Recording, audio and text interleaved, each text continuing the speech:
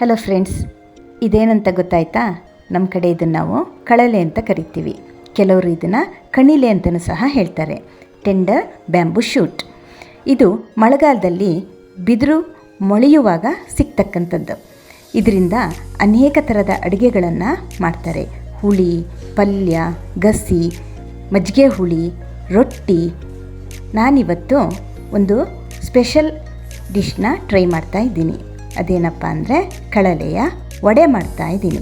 ಈ ವಡೆ ಮಾಡಲಿಕ್ಕೆ ನಾನು ನೋಡಿ ಉದ್ದಿನ ಬೇಳೆನ ಚೆನ್ನಾಗಿ ತೊಳೆದು ನೆನೆಸಿಟ್ಕೊಂಡಿದ್ದೀನಿ. ನಾನು ವಿಡಿಯೋದಲ್ಲಿ ತೋರಿಸ್ತಿರ್ತಕ್ಕಂತಹ ಲೋಟದಲ್ಲಿ 1 ಲೋಟ ಉದ್ದಿನ ಬೇಳೆನ ತಗೊಂಡು ರುಬ್ಕೊಳ್ಳೋಕ್ಕೆ 1 ಗಂಟೆ ಮುಂಚೆ ನೆನೆಸಿಟ್ಕೊಂಡಿದ್ದೀನಿ. ಇದನ್ನು ನಾವು ಗಟ್ಟಿಯಾಗಿ ನುಣ್ಣಗೆ ರುಬ್ಕೊಳ್ಳೋಣ. ಕಳಲೆನ ನಾವು 3 ದಿನಗಳ ಕಾಲ ನೀರಲ್ಲಿ ನೆನೆಸಿಟ್ಟಿರ್ತೀವಿ.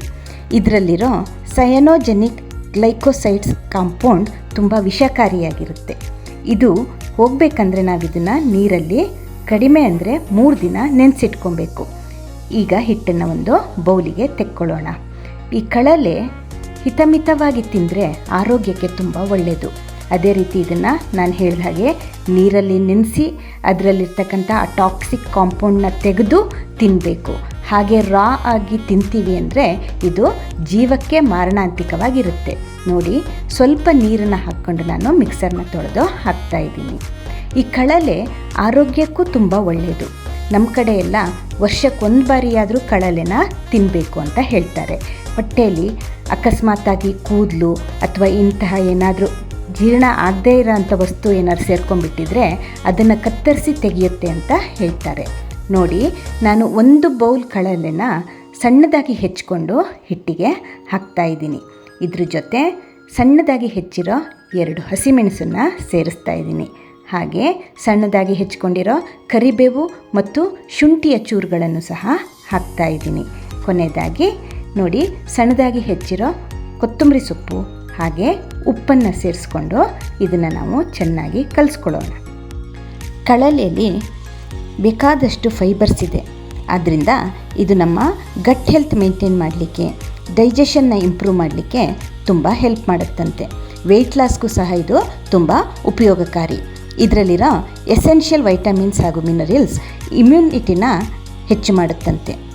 ಲೋ ಕ್ಯಾಲರೀಸ್ ಇರೋದ್ರಿಂದ ಕೊಲೆಸ್ಟ್ರಾಲ್ ಲೆವೆಲ್ನ ಇದು ಕಡಿಮೆ ಮಾಡುತ್ತಂತೆ. ನೋಡಿ, ಸ್ಟವ್ ಮೇಲೆ ನಾನು ಎಣ್ಣೆ ಕಾಯ್ಲಿಕ್ಕೆ ಇಟ್ಟಿದ್ದೆ. ಎಣ್ಣೆ ಈಗ ಚೆನ್ನಾಗಿ ಕಾದಿದೆ. ನಾವು ವಡೆನ ಎಣ್ಣೆಗೆ ಬಿಡೋಣ. ನಾರ್ಮಲಿ ವೈದಿಕದಲ್ಲಿ ಮಾತ್ರ ನಾವು ತೂತು ವಡೆ ಮಾಡೋದು.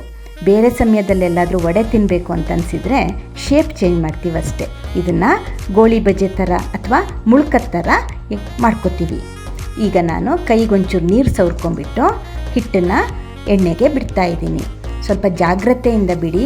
ಕೈಯಲ್ಲಿ ನೀರಿರುತ್ತೆ, ಅದೇ ರೀತಿ ಹಿಟ್ಟಲ್ಲೂ ಸಹ ನೀರು ಹೊಡೆದಿರುತ್ತೆ, ಎಣ್ಣೆ ಸಿಡಿಯೋ ಚಾನ್ಸಸ್ ಇರುತ್ತೆ. ಹೀಗೆ ಎಣ್ಣೆಗೆ ಬಿಟ್ಟಾಗ ಎಣ್ಣೆ ಚೆನ್ನಾಗಿ ಕಾದಿದ್ರೆ ವಡೆ ತಾನಾಗೆ ಮೇಲೆದ್ದು ಬರುತ್ತೆ. ಅವು ಒಂದಕ್ಕೊಂದು ಅಂಟ್ಕೊಂಡಿರ್ಬೋದು. ಸ್ವಲ್ಪ ಕಾದ ನಂತರ ಕಣ್ಸೆಟ್ಕದಲ್ಲಿ ನಾವು ಅದನ್ನು ಬೇರೆ ಮಾಡ್ಕೊಬಹುದು. ನೋಡಿ, ವಡೆ ಎದ್ದು ಬಂದಿದೆ. ಈಗ ನಾನು ಅಂಟಿರೋದನ್ನು ಬೇರೆ ಮಾಡ್ತಾ ಇದ್ದೀನಿ. ಇದನ್ನು ನಾವು ಹೊಂಬಣ್ಣ ಬರೋ ತನಕ ಕರ್ಕೋಬೇಕಾಗುತ್ತೆ. ನೋಡಿ, ನೇಚರ್ನ ಪ್ಲ್ಯಾನ್ ಹೇಗಿದೆ ಅಂತ. ಮಳೆಗಾಲದಲ್ಲಿ ಮಲೆನಾಡಲ್ಲಿ ಜಡಿ ಮಳೆ ಸುರಿತಿರುತ್ತೆ. ತುಂಬ ಚಳಿ, ತುಂಬ ಥಂಡಿ ಕಾಯಿಲೆಗಳು ಜಾಸ್ತಿ ಆಗೋ ಕಾಲ ಇದು. ಆ ಸಮಯದಲ್ಲೇ ನೋಡಿ ಉಷ್ಣ ಹೆಚ್ಚಿರೋ ಕಳಲೆ ಅಥವಾ ಕೆಸುವಿನ ಸೊಪ್ಪು ಬೆಳೀತಕ್ಕಂಥದ್ದು. ಇವುಗಳನ್ನು ನಾವು ಆಹಾರದಲ್ಲಿ ಉಪಯೋಗಿಸೋದ್ರಿಂದ ಬಾಡಿ ಟೆಂಪ್ರೇಚರ್ನ ಮೇಂಟೈನ್ ಮಾಡ್ಬೋದು. ಆದರೆ ಮೊದಲೇ ಹೇಳಿದಾಗೆ ಈ ಕಳಲೆ ಏನಿದೆ ಇದು ಬಹಳ ಉಷ್ಣವಾದ ಒಂದು ಪದಾರ್ಥ. ಆದ್ದರಿಂದ ಕೆಲವರು ಅಡುಗೆಗೆ ಇದನ್ನು ಉಪಯೋಗಿಸುವಾಗ ಇದ್ರ ಜೊತೆ ತಂಪಾದ ಪದಾರ್ಥಗಳಾದ ಹೆಸರು ಕಾಳು ಅಥವಾ ಗದ್ದೆ ಸೌತೆಕಾಯಿ ಇದನ್ನು ಮಿಕ್ಸ್ ಮಾಡಿ ಆಹಾರ ಪದಾರ್ಥಗಳನ್ನು ತಯಾರು ಮಾಡ್ತಾರೆ. ನೋಡಿ, ಈಗ ವಡೆ ಪರ್ಫೆಕ್ಟ್ ಕಲರ್ ಬಂದಿದೆ. ಇದನ್ನು ತೆಕ್ಕೊಳ್ಳೋಣ. ಈಗ ಬಿಸಿ ಬಿಸಿಯಾದ ಕಳಲೆ ವಡೆ ರೆಡಿಯಾಗಿದೆ.